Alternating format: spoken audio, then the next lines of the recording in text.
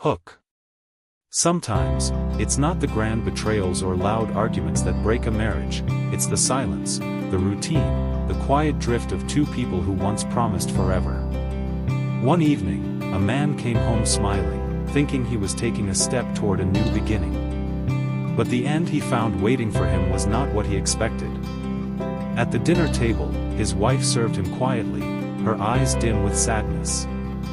He had rehearsed what he wanted to say countless times, but the words still felt like knives. Finally, he whispered the truth, he wanted a divorce. She didn't cry, didn't yell. She just asked, why? A question he couldn't bring himself to answer. Because the truth was too cruel, he had fallen in love with someone else. Her name was Jane. He no longer loved his wife, at least that's what he told himself. Guilt gnawed at him, so he tried to soften the blow with generosity. He offered her the house, the car, and a large portion of his company. But she didn't want anything. She just sat in silence before tearing the divorce agreement into pieces, as if shredding 10 years of memories in one motion. The next day, she made a simple request. Not to stop the divorce, but to delay it by 1 month, until their son finished his exams. And during that time, she asked for just one thing, that he carry her from the bedroom to the door every morning, like he did on their wedding day. He hesitated, confused, but agreed. The first day felt awkward. Their son clapped with innocent joy, thinking it was a game. But as the days passed, something began to shift. With each morning, the weight of his wife in his arms felt lighter, not just physically, but emotionally. He noticed things he hadn't seen in years, how she smelled faintly of lavender, how her hair had started to gray, how her once vibrant energy had faded. On the 4th day, she smiled softly as he lifted her. It wasn't just a routine anymore, it was a ritual. A quiet, intimate moment where the walls between them started to crumble. Then came the day she stood before the mirror, trying on her dresses, only to find that none of them fit.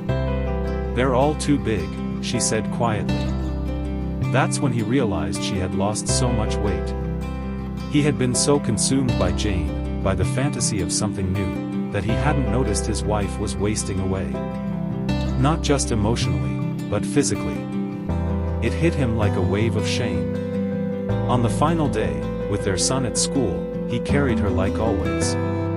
But this time, he held her tighter, unable to ignore the truth in his heart. "I didn't realize we had forgotten how to love," he said, voice trembling. That afternoon, he went to Jane and ended the affair. He told her he couldn't go through with the divorce, that he had remembered what love really looked like.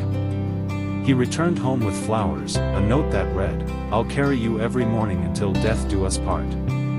But what he found shattered him. She was lying in bed, still and silent.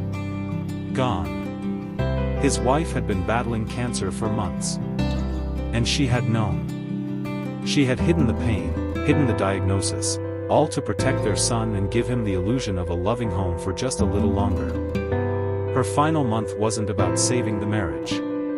It was about preserving a memory. In the end, she gave him one last gift, the chance to remember her not as the woman he left, but as the woman he once loved, and perhaps, still did. Because in relationships, it's never the grand gestures that matter most. It's the little things, the morning touch, the shared smile, the effort to notice. True love is quiet, patient, and often invisible, until it's gone.